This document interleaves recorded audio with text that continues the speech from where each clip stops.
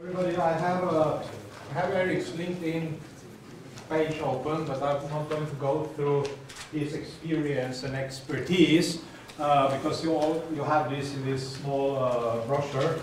Obviously, Eric has had many roles as a managing director, and currently is a managing director as a fast-growing SME or medium-sized company. I don't know. Not an SME anymore, unfortunately. Unfortunately. I think that I would like to put this a little bit into the context, because some of you who attended other FT masterclasses on strategic innovation, we had all these companies like Intel and HP and Siemens and Shell. And usually when you teach students and you teach them about innovation and technology innovation in particular, they usually say, well, yeah, but we're using all these examples of big American companies which have so much money, and of course they can afford doing it. And they have some practices that we cannot, innovation-related practices which we cannot afford. Now what is quite interesting in this case, that when I discuss with Eric, a lot of these best innovation practices they use are pretty similar. They might be smaller in scale, but they are pretty similar. And I think that's a very important part of the story, that if you want to be an innovative company, it's not necessary that you are big and large with a lot of resources, neither than you are a very small startup based around some kind of emerging technology. The other thing which is quite interesting is that's the first speaker on the FT Masterclass which is from the region. And I think that we would like to send a message that innovation is not just going on in these global companies around, but also here. So, Eric, the floor is yours. Thank you. So thanks very much for the introduction. I met Christo at an innovation event. We were sitting on a panel together, and it's the first time I ever met a professor of innovation, basically. I've met innovative professors, but not a professor of innovation. So, so we got talking, and we've been talking about, potential relationship between my company, Radio Design, and the business school here. Something that's clearly of interest to you, Christo, because, as you said, you've been dealing with lots of big companies, but not so much the SME community. So I'm very, very happy to be here. I'm happy to see so many students here as well. Certainly when I was at university, it would have been a real challenge to get me to come to anything at 6 o'clock in the evening.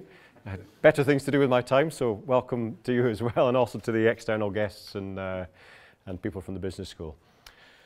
So the title, Innovation, the Key to £100 million Business Valuation. I tried to come up with a title that would interest people.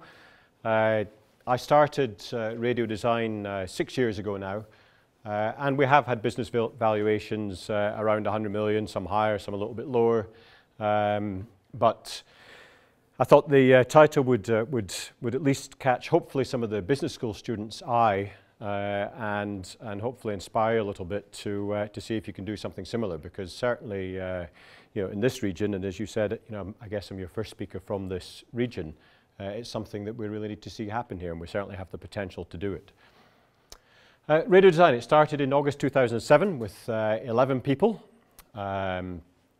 Today we have well over 250 staff in 6 countries. We've got a physical presence in 4 countries, which are the ones, is that a pointer? Oh yeah, good. Which are the ones listed at the top. So we're headquartered in Shipley, UK. We do our manufacturing in Salts Mill, and welcome Robin Silver, who's our landlord in Salts Mill, so it's nice to see you here. We have a small operation in Oulu in Finland that's really customer-oriented. We have a rapidly growing operation in Gurgaon in India. Gurgaon is basically New Delhi, sort of business area just south of New Delhi, and more recently Wuxi in China.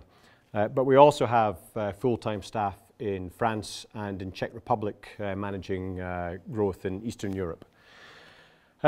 Business valued at greater than 100 million, but it's not for sale. So the title wasn't an advert to sell the business. We've still got an awful lot to do. We've had a great start in our business career. When you talk to all the sort of corporate finance people, when you're looking at how to grow your business, One of the things that they do like to do is look at what you might be worth, and so that's where the valuation comes from, because we certainly have spoken to the corporate finance community, but at this point in time, we're most definitely not for sale. I'm here to talk about innovation and innovation management, and that innovation has been very much at the heart of our success. In two areas, really. In terms of products and processes, because we design and manufacture products, we've got 17 patents pending. The patent process takes a long time, so we don't have patents granted, but we have 17 patents pending. And also, I think we've worked hard on our business approach and the way that we've structured the company. So that's really what I'm going to talk about here. Starting a new business is difficult, and lots of people might tell you that it's quite easy, but it's not really. It certainly hasn't been for us. I think there's certain key things, as I look back 6 years, some of the things that have made us successful have been, we had a pretty clear vision and strategy, and we stayed very, very focused on that from day one. And I think that's been critically important. It's easy to, if things are not going so well, get pulled in different directions, but we've concentrated very hard on that. Differentiation is absolutely critical, and that's partly where the innovation comes in. Trying to do something that somebody else has already done is almost a non-starter, and the Me Too approach just doesn't cut it. So you do have to come up with something that differentiates you one way or another. An outstanding team. These are the 11 souls that started radio design with me. One of them sat somewhere. Where are you, Paul? There he is. There's Paul. That one there. My hair is a bit shorter than it was, and never mind. But these are the 11 people that started, very heavily engineering oriented, but an outstanding team, and that's what that group of 11 people most certainly were. In my view, the best of the best at what they do, and I'll talk a little bit about that in a moment. And then well-managed innovation and a well-managed innovation process. Key really to sort of get you off the ground and get your first business deal where you're actually making money. And then secondly, as the business grows and evolves, to secure a market-leading future, and I'll talk about that as well. So I guess that's the final point there. The innovation process has to change. As a company of 11 people, now a company with well over 250 people, you need to keep looking at what you're doing and change what you're doing. So what do we do? First of all, we design and manufacture radio frequency filter systems. I'll leave that at that because I'm going to explain a bit more about that in a moment. And secondly, we provide very specialized hardware repair services. So we're doing relatively high value add repair of complex telecoms equipment. I'm not going to talk any more about that. I think what we do there is actually quite innovative as well, and actually having the two parts of the company is something that has helped us over the last 6 years, when one area of the market's perhaps a bit down and another one is strong and stable. And the repair services, it's an interesting model because we deal almost exclusively with manufacturers of base station equipment. So the NSNs, Ericssons, these types of companies that manufacture mobile communications infrastructure. They end up in situations where they supply a network and then they have to support that network for 10 years, 15 years. So if you're repairing specialized equipment for them, helping them do that support, then it's actually quite a stable backbone to your business. Albeit not as high volume in terms of sales turnover as product sales, but nonetheless a very stable backbone. That's been very important to us. I'm not going to talk about that anymore though. I'm going to talk about the product side of our business and what we're doing there. So first of all, I guess we had something of an innovation success story to get us off the ground. We took an existing technology, the team, these 11 people, all worked for a company called Filtronic. That company was started by a professor from Leeds University, Professor David Rhodes, and it grew and is very, very successful over a long period of time. At one point in time it got acquired, so just before radio design started, and then things changed quite dramatically. So I had the opportunity to hand pick a team who I regarded as the best of the best in a number of fields. So engineering, design of products, but project management, mechanical engineering, manufacturing skills, and to take a real small team, but a very talented team, and that gave us a really solid start to the business. What we then had to do is say, okay, well, what we're going to do with this fabulous team that we have. And what we did was we took the skills that we had, which was the design and manufacture of radio frequency filters, and applied it to a slightly new area. And at that point, the opportunity was mobile network infrastructure sharing.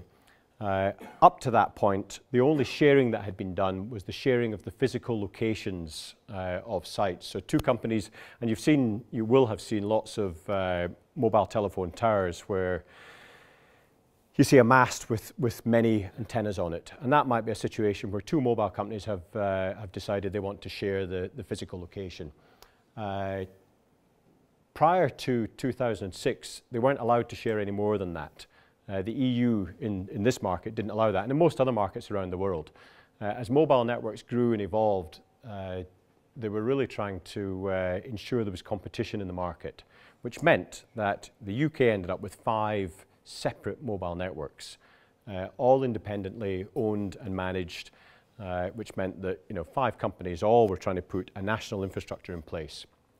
And that model is not really a sustainable model, particularly as you move forward into the data-heavy environment that we're in now with smartphones, which are consuming huge amounts of data. If you consider that a voice call might take around 10 kilobits per second of data, and we're trying to download maybe a megabit per second of data, the increase in capacity that's required in the network is massive. So it's not a sustainable model.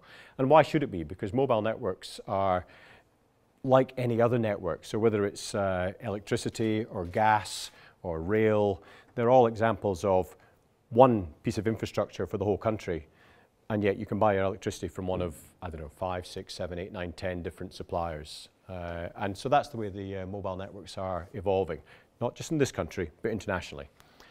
But that was new. When radio design started, that was a new phenomena. And so we looked very carefully at how we could apply this filter technology to that market.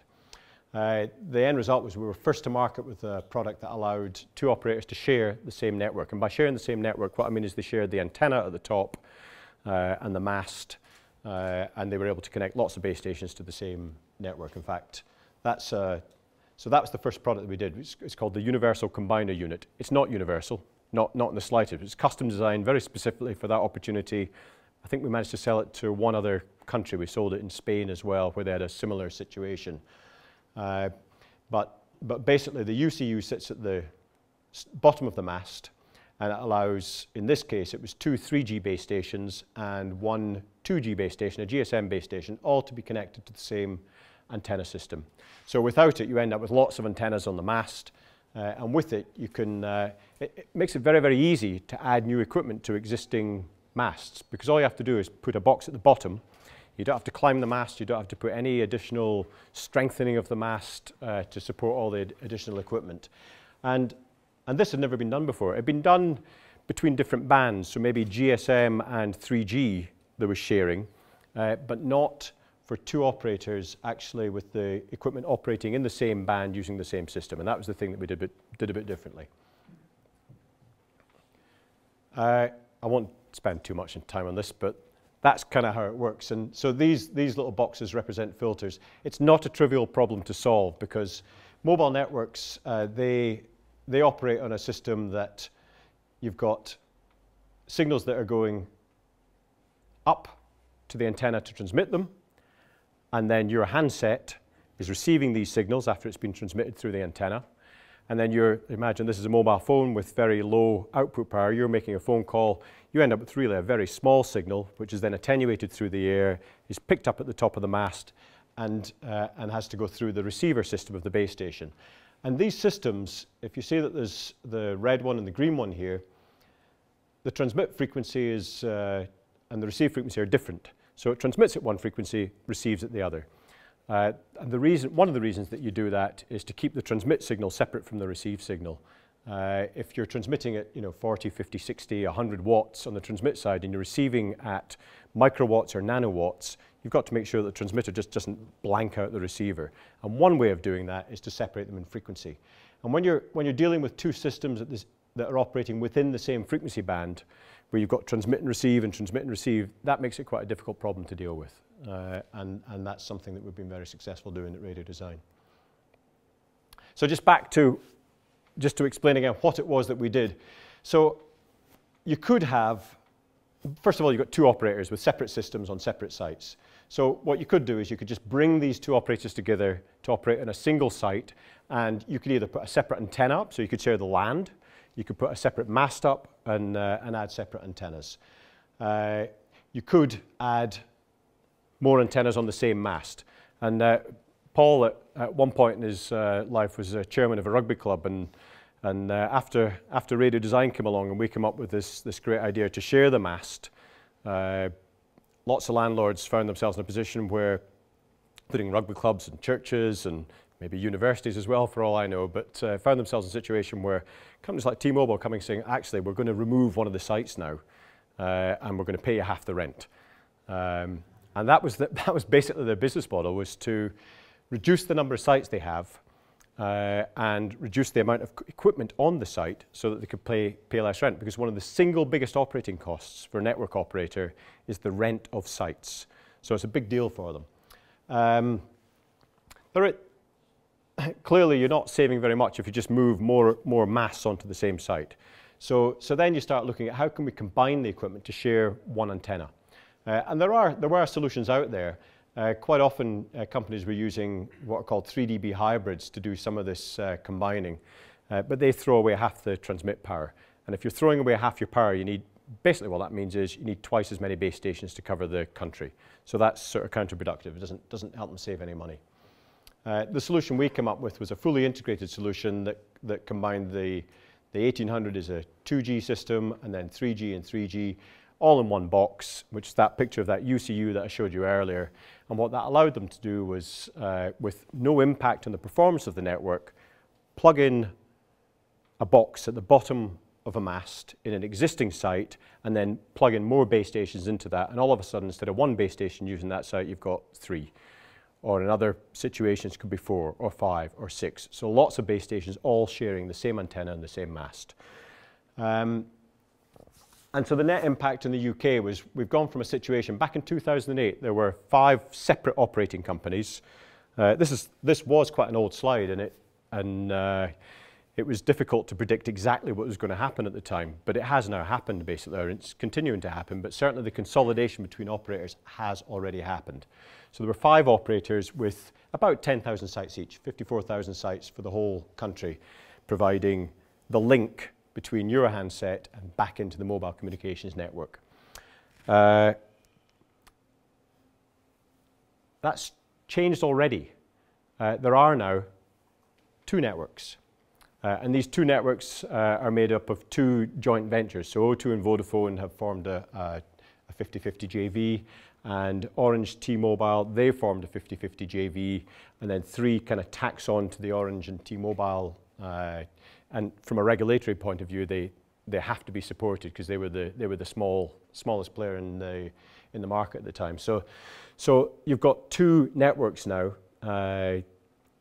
and this evolution is still happening, but actually we're reducing the number of sites in the UK, which is a good thing. It's a good thing environmentally, and it's a good thing for the operating companies because they're saving a lot of money. You know, we spend a fair bit of time looking at our environmental management systems, and at the end of the day, it's a pretty easy sell, because if there's things we can do that that help protect the environment in terms of carbon reduction, all that sort of stuff, generally they save us money. So we're very, very happy to do them. And in this situation, it's exactly the same thing. They're looking at ways of providing more data, more capacity and spending less money on it. Or they're having to spend more money on the equipment, so how do they spend less money on the infrastructure? So what's happening now is that, of course, the 4G has come along. So that introduces new frequency bands, new technologies, and creates new problems to solve. And to do that demands innovation, not just from us, but from everybody involved in that whole infrastructure.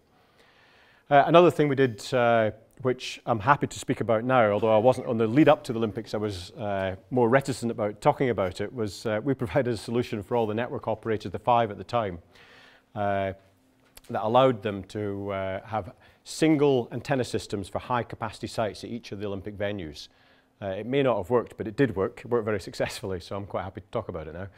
So that was a bit of a different job from us. So the T-Mobile 3 thing that we did, that was we shipped something, we've shipped about 40,000 of these to date to over 12.5, 13,000 sites, something like that. This was about 40 sites, so it was a challenge to produce this. As you can imagine, all these operating companies all agreeing what they wanted. We proposed the solution to them, by the way. They didn't know exactly how they were going to do it.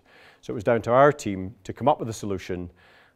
We gave them a number of options, and then they had to pick the solution. And we were the only company in the UK that provided that solution. So we were sole source. And we delivered it on time. They couldn't move the Olympics, so we couldn't be late. So it was a fairly high pressure project to get that one right and get it delivered on time. So innovation management, and that's one of the main topics that I want to talk about, really. In the early days, in some ways, it was pretty easy. We needed to go out and talk to customers and develop a clear understanding of some of the problems that existed out in the market. What were our potential customers? We'd already decided, by the way, that operators were going to be our principal customers. So we saw a lot of opportunity there. But we needed to find some friendly ears to talk to. And so basically, we're doing market research. But we did that not using any sort of market research. Companies, we got in our cars, we drove down, we got appointments, we spoke to people, particularly the technical people, and tried to understand what the problems were that they had in their networks. I told you we had a team of 11. So we had a small team of experts working together to solve problems. And it's a team that had worked together in the past, so good working relationships already in place. Our organization structure is very, very flat. The engineering teams, everybody basically in the organization reported directly into me at that time. So we had a very, very flat organization. Everybody was equal. There was no hierarchy, no empire building, or no aspiration for anyone to build empires. We were all working together on the same problem, trying to achieve the same end, which was a successful business. And we deliberately gave people job titles like, filter specialist or electronic specialist or digital specialist and digital expert or systems expert, as opposed to graduate engineer, senior engineer, principal engineer, senior principal engineer, engineering guru. Well, actually, we might use that one. We've not used that yet. So engineering guru we might add. But we went for job titles that we thought would actually help just the mindset of people in the business. So that's sounds like a small thing, but actually I think it's quite important. I said we didn't put any engineering management structure in place other than myself, and I was not the engineering manager. My job is to drive the business forward. But what we did do was we put a project management structure in place. So each project had a project team, project management, which at that time, there was only one, and he's sat over there.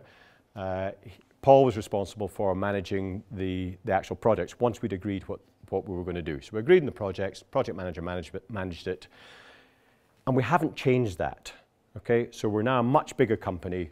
We don't have a whole bunch of engineer managers. We've still got a very flat structure. The engineers in the company still report into me. We've now got a larger project management team because we've got lots more projects that we have to manage. But from a status point of view, all of the engineering team sit at the same level. And again, I think that's very, very important to creating an innovation culture within an organization. So what's changed? Well, one, we got bigger. And as I've just said, we need to put a bit more structure in place to just to manage the number of people and the number of projects that we're dealing with. Also, of course, the changes. Mobile networks have evolved, so there's new standards, new architectures. Bigger companies that had that similar core technology to us obviously noticed what we were doing and wondered in certain cases why we were getting business where they weren't, and they started hearing our name from customers, and Radio Design's doing this, so we don't need to talk to you. So of course they start to look at it, and they're bigger ships. It takes a little bit longer to steer these bigger ships in the right direction, but certainly they're starting to pay attention, and that's introducing competition. As a growing company, we need to, and we do, keep reviewing what we're doing and how we're doing it. So we've got someone that owns a strategy review process or a strategy process where sort of once a quarter we pull a team together. It's not the management team, it's a broad team across all different functions of the business. And we pull these people together to just to look at, okay, where have we been, where are we going, what we're trying to do, and how are we doing it. So we look at our organization structure, we look at what we're doing. One of the key things, I guess, is that to maintain that market leadership position, we need to make sure that we've moved from taking basically a very old technology and applying it to a new problem, where now we need to become leaders in the technology itself. We're already pretty good at it. We had a very solid engineering team, but we needed to drive forward and make sure that we're coming up with new ideas that make us cheaper, smaller, more cost-effective, things that are important to our end customers. So to help us do that, we introduced a new position into the company, a technical director. The technical director is not responsible for managing the engineering team. The technical director is responsible for managing the technical strategy of the company. And we did that 2 years ago, something like that. And that has had a fundamental impact on our ability to really focus on innovation and new technologies that are going to help drive the business forward. The other thing that we did was we started a collaboration with University of Leeds School of Electronic and Electrical Engineering.